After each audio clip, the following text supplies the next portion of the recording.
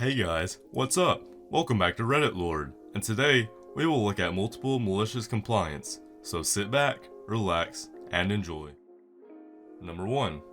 Alright, so this happened just under 2 years ago while I was living in New York City. I was and am on the younger side of what the public expects to see for a cane user, and other than just having a cane, I don't look disabled. Also, just because I know it's going to be asked, I have the cane because of hypermobility issues that have basically led to my joints not functioning as they should. Essentially, it helps keep me from falling randomly and overstraining my already taxed muscles. Also, those of you who have ridden on New York City subways might know this already, but every New York City subway has seats that are designated for the handicapped. These seats are to be vacated and given to anyone disabled, elderly, pregnant, injured, etc.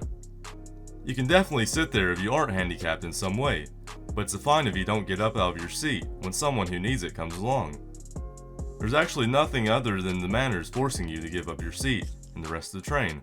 That said, even in New York City, most people tend to automatically offer up a seat when they see a cane. New York City subways are especially brutal on my condition if I have to stand. The constant unpredictable need to shift my weight leaves my muscles in agony even after a short ride.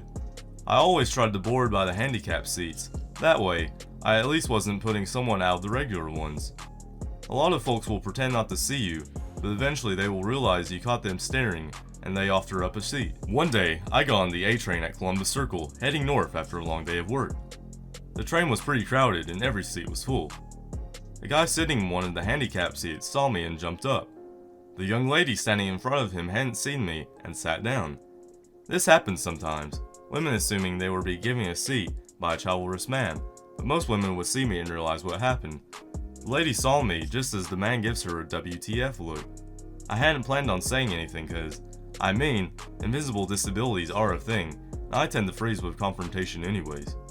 I must have had a puzzled look or something cause the lady goes, "Someone else can give you a seat." I look around. Every other handicap seat is occupied by someone who obviously needs it, elderly, pregnant, etc.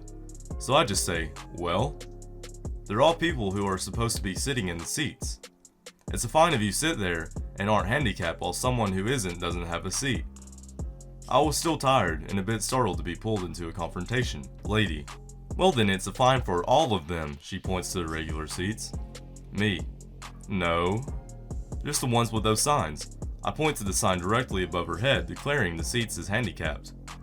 Lady: "Well, you can stand for one stop." Now, I could have probably gotten a regular seat from someone nicer than this woman, but the subway had already started moving at this point, and I needed to hold on. That, and, well, I'm stubborn and petty. So I stand in the crowded car, right in front of her, my cane an inch from her kneecap, for the express trip from 59th to 125th. Those of you who have experienced the joy of an express New York City subway train ride, you know they are not gentle.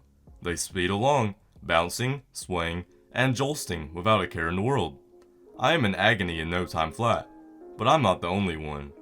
Every jerk of the subway car sends my cane into this lady's kneecaps. I don't have to intentionally do anything more than stand there. Actually, I'm trying to stay as immobile as possible, but this particular operator is driving like he's late for his own wedding. She tries to shift, but I am already up in her business. The grab bar is right above her, after all. We get to 125th and she tries to stand, but I don't move. She did want me to stand up after all. She eventually shoves past me out of her seat. I'm fine cause the car is too crowded for me to fall or anything. But she doesn't make it out the car in time. By that time, I've gratefully taken the seat she vacated, so she has to stand until we get to 145th. At that point, she got off. I assumed to get on going to the other direction, and I never saw her again. Number 2. So let me get this prefaced by saying I think coffee is disgusting. It smells horrible and tastes worse. The software techs seem to run on this stuff. Way back in the day, I took a job at a place I wasn't entirely sure about.